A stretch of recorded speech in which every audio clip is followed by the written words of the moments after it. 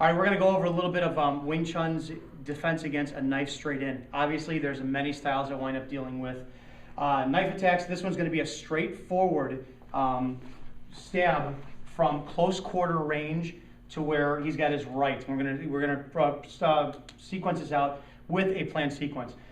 In Wing Chun, where our footwork does not dance around. In other words, if Matt comes in and stab with me, I don't want to back up because he's got forward momentum. What we are not going to do, unlike other martial arts, is I'm not going to defang the snake. We want to know what controls this knife. The hand controls the knife, and I'm going to follow the sequence of what's going on here. Hand controls the knife, elbow's going to control the hand, shoulder controls that, and this is ultimately what's controlling the knife. So I'm more concerned about this than anything else. First thing you have to do is mentally wise, I accept the fact that there's a strong possibility I will get cut. The last thing I want to do is I want to assume that anytime I'm going to be in an attacking circumstance, it's going to be in a space this big where he can step in and I'm on a perfect flat surface and I can step back. He jockeys for position backwards and I'm going to come in again. We're looking at the fact that maybe Matt's got me pinned up against a wall. I'm in a bar, I'm up against a bar. What do I do in a close quarter combat circumstance?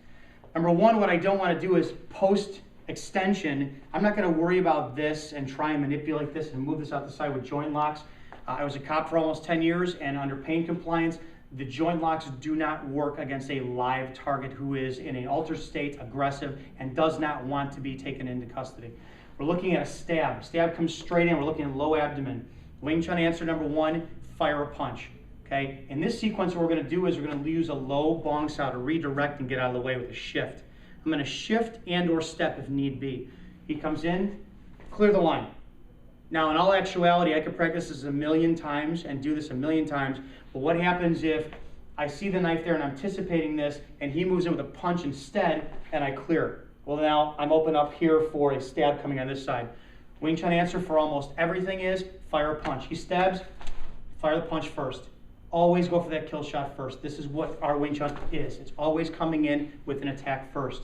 So we are going on a sequence, a possibility. So what I'm doing is Matt's going to step in, again too, by me not moving, he does all the work for me. He steps in, he closed that distance on there. I'm going to step right there. Come in and stab low. He's doing all the work for me.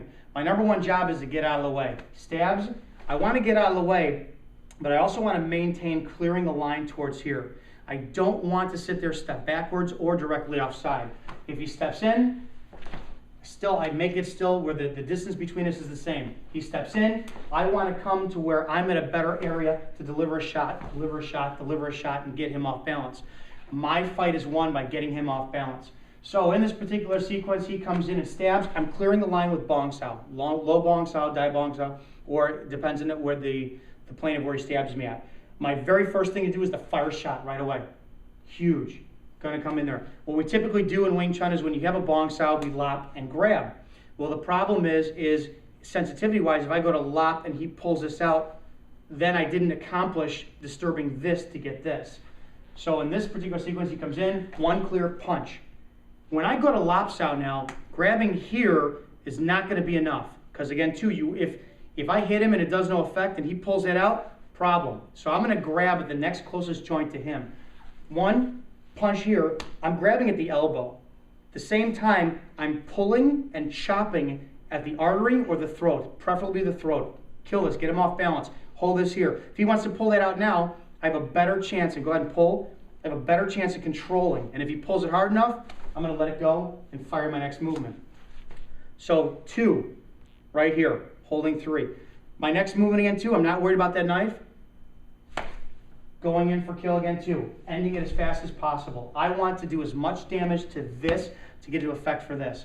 So again, in this particular sequence, in a close quarter area to where I'm pinned up against a wall, I can't deal with anything, he comes in, clear hit right away, control the joint that controls that, and then kill right here. I'm not moving, I'm keeping the minimal step as possible, I'm not dancing all over the place, comes in, clear, clear, clear, clear, clear, always keeping it nice and tight, not worrying about this. The second I go for focus for that, stab, pull it back, I'm focused on that, there's another hand.